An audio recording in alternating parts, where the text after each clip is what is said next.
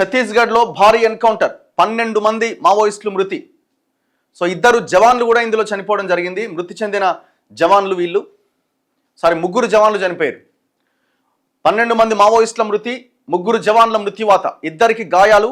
బైంఘడ్ అడవుల్లో కొనసాగుతున్న కూంబింగ్. నక్సల్ నేత పాపారావు ఉన్నట్లుగా సందేహాలు. మావోయిస్టుల మృతదేహాలు, తుపాకులు స్వాధీనం. పిఎల్జీఏ వారోత్సవాల నేపథ్యంలో ఘటన. జవాన్ల త్యాగాలు వృధా కానివ్వం. ఛత్తీస్గఢ్ ముఖ్యమంత్రి మాట్లాడుతున్నారు.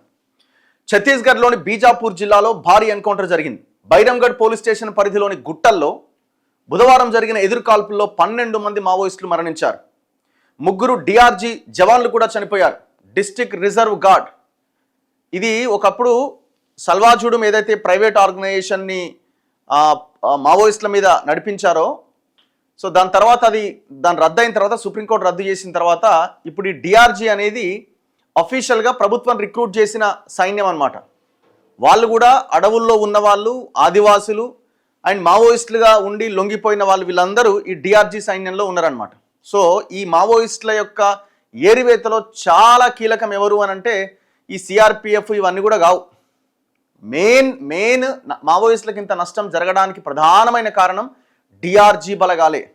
ఎందుకంటే వాళ్ళకి అడవి తెలుసు, అడవిలో ఎక్కడెక్కడ ఏమున్నదో తెలుసు, ఏ నాయకుడు ఎక్కడ తిరుగుతారో తెలుసు, ఎటు నుంచి కాల్పులు జరిపితే ఎటు పారిపోతారో తెలుసు. సో ఈ మొత్తం ప్రభుత్వ యొక్క సక్సెస్కి కారణం ఈ డిఆర్జీ బలగాలే. సో ఆ డిఆర్జీకి చెందిన 3 జవాన్లు కూడా చనిపోయారట. మరో 2 గాయపడ్డారు.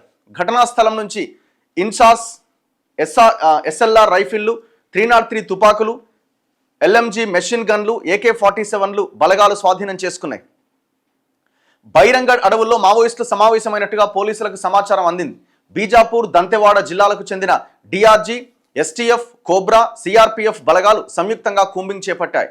ఈ క్రమంలోనే మావోయిస్టులకి పోలీసులకి మధ్య ఎదురు కాల్పులు జరిగాయని బస్తర్ ఐజీ సుందర్రాజ్ తెలిపారు. ఈ ఎన్కౌంటర్లో 12 మంది మావోయిస్టులు, 3 జవాన్లు చనిపోయారు. 2 జవాన్లు గాయపడ్డారు. వారి పరిస్థితి నిలకడగా ఉందన్నారు. ఎన్కౌంటర్ జరిగిన ప్రాంతంలో సెర్చ్ ఆపరేషన్ కొనసాగుతుందని,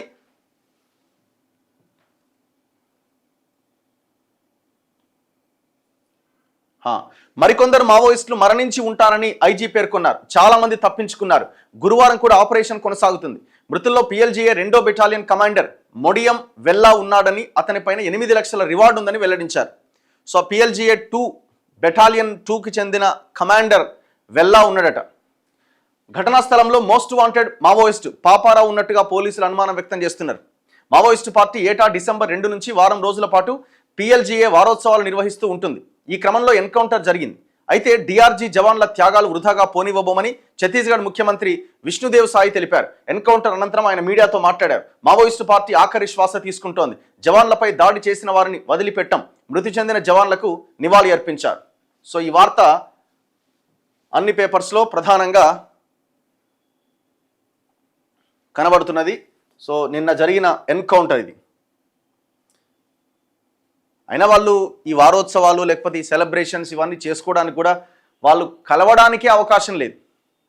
ఎక్కడి వాళ్ళు అక్కడ ఉండిపోవాల్సిన సిచ్యువేషన్ వచ్చింది. ఈ ఆపరేషన్ కగార్ నేపథ్యంలో వాళ్ళు కలవడానికే వాళ్ళకి అవకాశం లేనటువంటి పరిస్థితి.